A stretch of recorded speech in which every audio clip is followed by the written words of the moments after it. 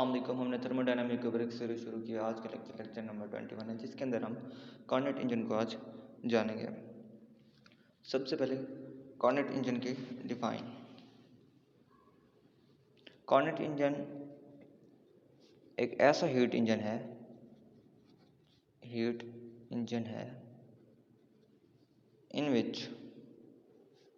in which highest efficiency, जिसकी efficiency जो है बहुत हाई है, फ्री फ्रॉम हीट लॉस, और इसमें हीट भी लॉस नहीं होती, रिवर्सिबल प्रोसेस। It is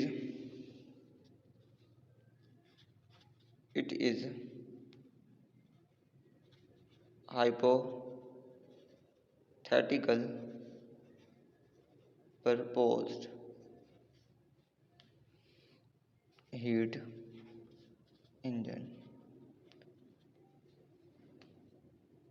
ये हमने हाइपोथेटिकली प्रपोज किया क्योंकि हम जानते हैं कि ऐसा कोई इंजन नहीं होता जो कि फ्री फ्रॉम हीट लॉस हो और रिवर्सिबल प्रोसेस भी हो। तो कार्नोट साइकिल के बारे में हम जानते हैं। Carnot cycle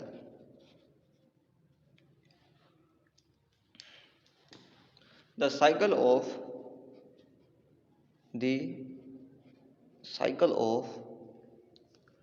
Carnot engine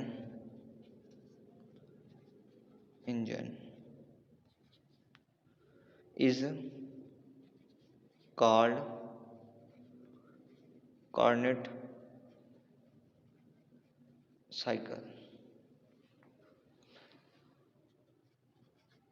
It consists of 4 process.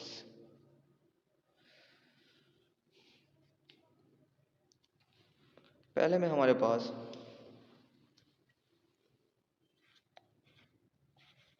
Cylinder होना चाहिए with movable piston.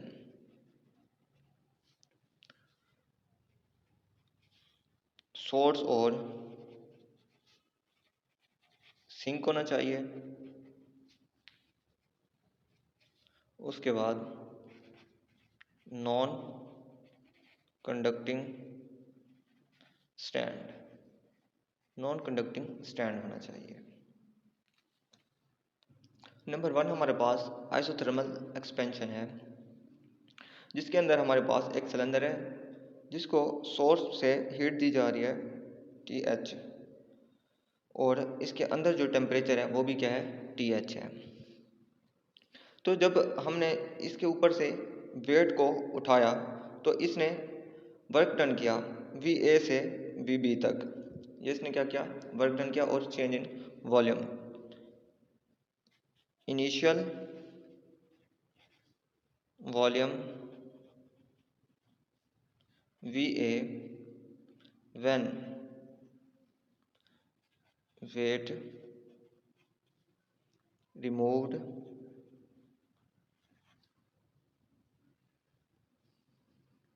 then VB।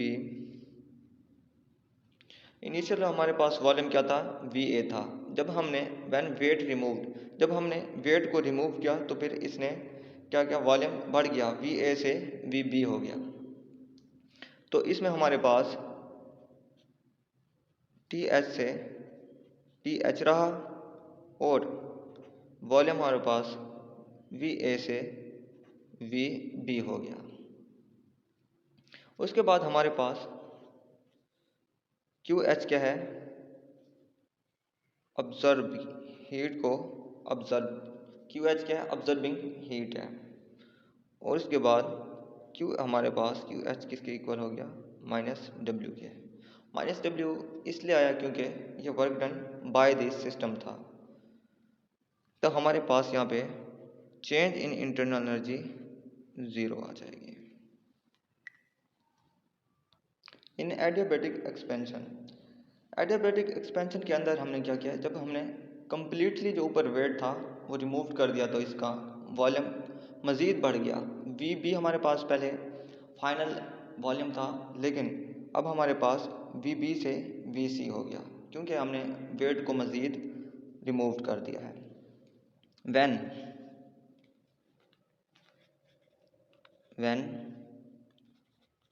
weight completely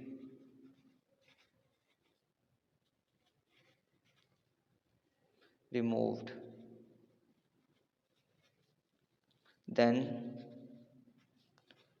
volume change।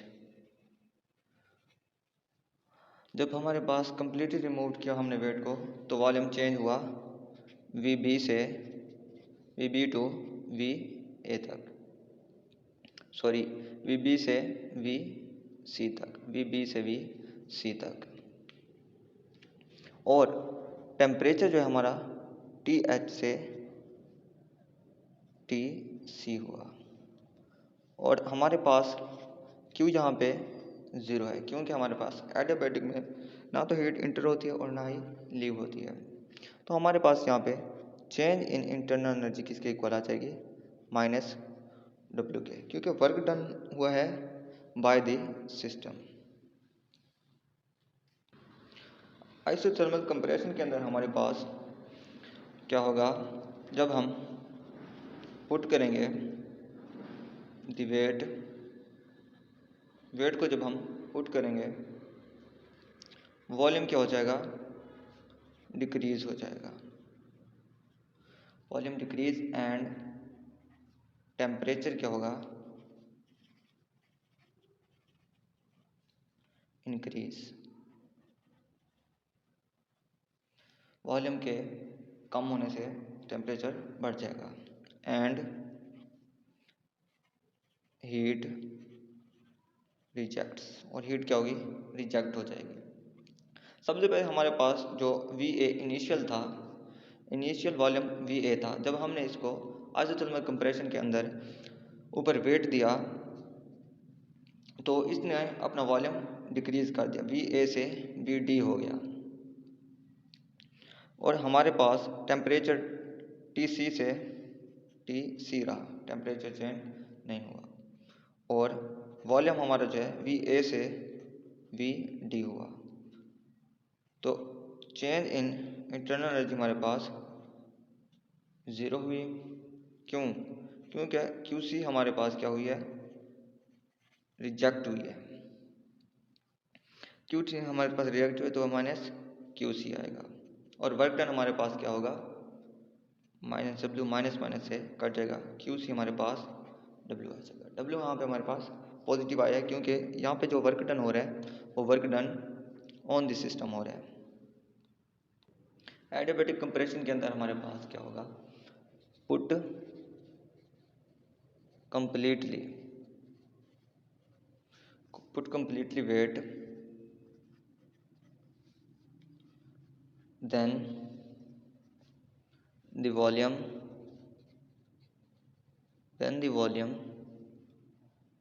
become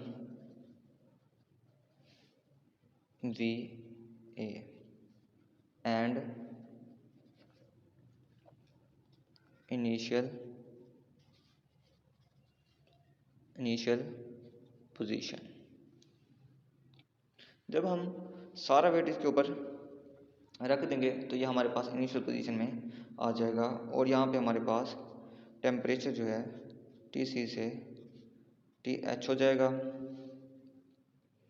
volume V D से वी ए हो जाएगा। और क्यू हमारे पास 0 है क्योंकि हमारे पास एडियाबैटिक में ना तो हीट एंटर होती है और ना ही लीव होती है। तो डेल ई हमारे पास वर्क डन के इक्वल हो जाएगा क्योंकि वर्क डन जो है ऑन दी सिस्टम हो रहा है। ग्राफिकली अगर हम इसको देखें तो ग्राफिकली रिप्रेजेंट्स ए बी अगर हम जाएं, ए से बी अगर हम जाएं तो आइसोथर्मल एक्सपेंशन होगा। फिर बी से अगर हम सी की तरफ जाएं तो हमारे पास एडियाबैटिक एक्सपेंशन होगा। फिर अगर हम सी से डी की तरफ जाएंगे तो आइसोथर्मल कंप्रेशन होगा। और डी से दोबारा जब हम ए की तरफ आएंगे तो हमारे पास क्या होगा, एडियाबैटिक कंप्रेशन होगा। एफिशिएंसी अब हमने क्या करनी है, फाइंड करनी है कार्नेट इंजन की। एफिशिएंसी ऑफ कार्नेट इंजन की हमने एफिशिएंसी को फाइंड करना है। एफिशिएंसी को हम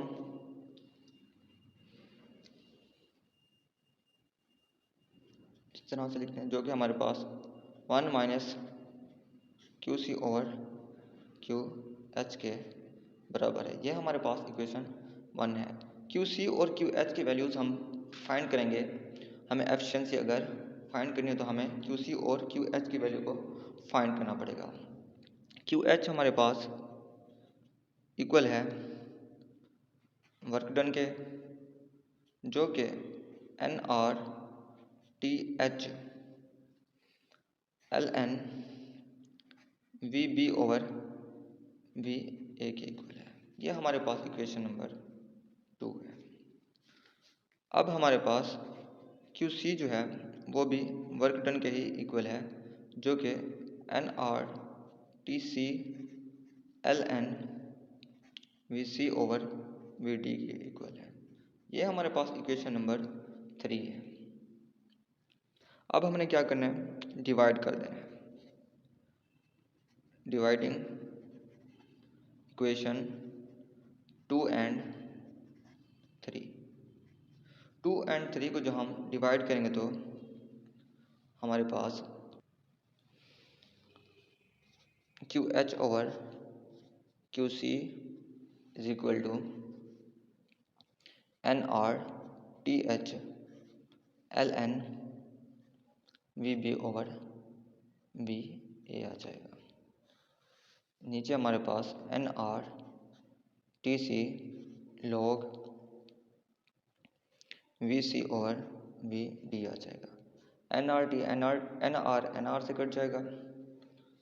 Q H over Q C is equal to T H log V B over V A आ जाएगा, over T C log V C we D के इक्वल आ जाएगा। ये हमारे पास इक्वेशन नंबर 4 हो जाएगी। अब हम फ्रॉम एडियाबैटिक प्रोसेस में हम जानते हैं कि P V power gamma is equal to constant होती है और टी वी की power gamma minus 1 is equal to constant भी होती है। अब हमने क्यू एच और क्यू सी की वैल्यू को फाइंड करने के लिए V C over we D को फाइंड करेंगे। फॉर एडियाबैटिक एक्सपेंशन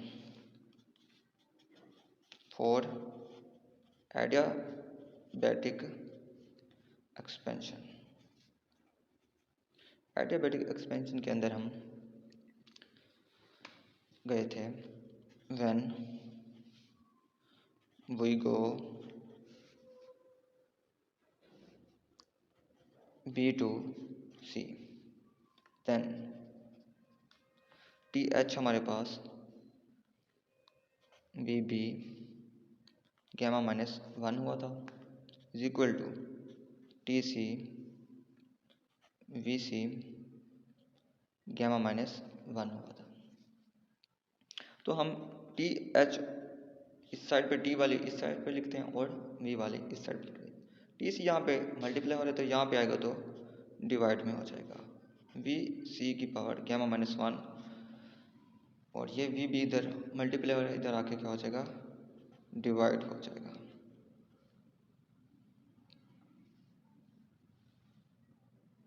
ये हमारे पास question number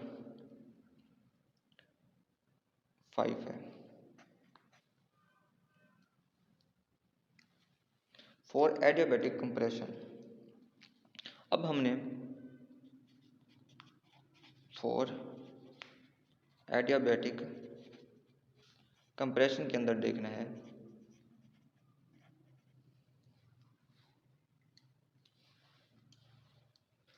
in this we go D to A. इसमें हम डी से ए की तरफ गए थे, तो यहाँ पे हमारे पास T C temperature T C हो जाएगा और वॉल्यूम वी डी की power gamma minus 1 is equal to T H V A gamma minus 1 हुआ था। तो इसमें भी हम टी एच को उधर ही खड़ा रहने देंगे, टी सी उस साइड पे जाके नीचे डिवाइड हो जाएगा। वी डी यहाँ पे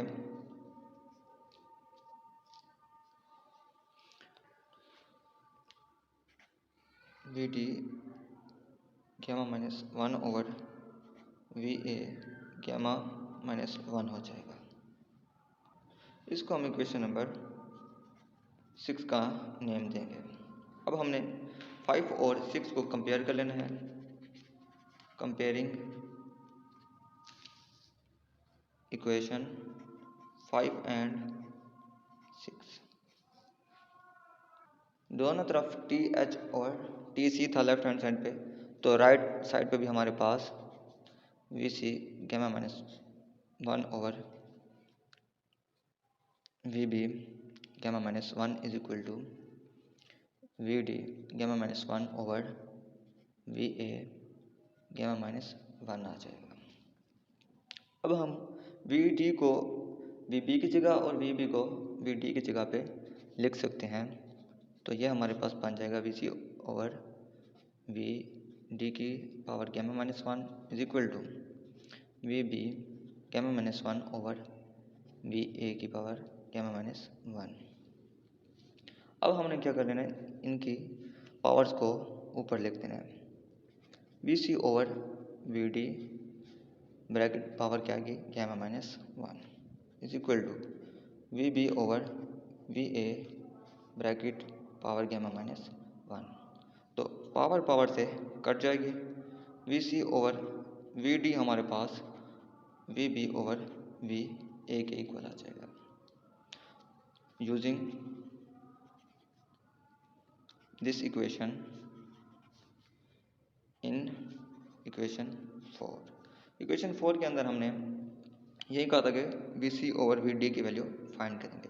जब हम इसको इक्वेशन नंबर 4 में पुट करेंगे, जो कि हमारे पास Q H over Q C is equal to T H over T C है, L N V B over V L N V B over V A हो जाएगी। We C over we D की value put करेंगे तो ये हमारे पास same हो जाएगी। तो लॉग वाली टर्म आपस में कट जाएगी।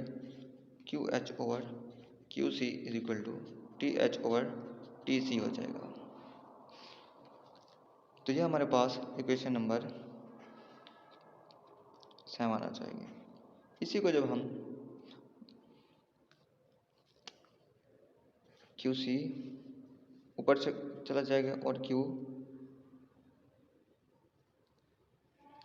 एच जो है वो नीचे आ जाएगा, is equal to T C ऊपर चला जाएगा और टी एच जो है वो नीचे आ जाएगा। तो ये हमारे पास इक्वेशन नंबर 8 बन जाएगी। अब इसी को हमने पुट करना है, पुट इन इक्वेशन 1 के अंदर जब हम इसको पुट करेंगे तो QC और QH की वैल्यू हमारे पास आ जाएगी, is equal to 1 minus TC over TH आ जाएगी, हमारे पास एफिशिएंसी आ जाएगी। तो कार्नोट इंजन ने हमें क्या बताया है, कार्नोट इंजन की एफिशिएंसी ने हमें यह बताया है कि कार्नोट इंजन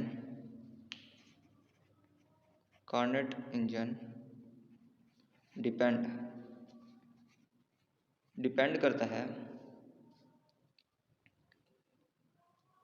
अपॉन टेम्परेचर पे of sink and source. Carnot engine depend करता है टेम्परेचर ऑफ सिंक के और टेम्परेचर ऑफ सोर्स के। आज के लिए इतना ही, मिलते हैं नेक्स्ट वीडियो में, तब तक के लिए अल्लाह हाफिज़।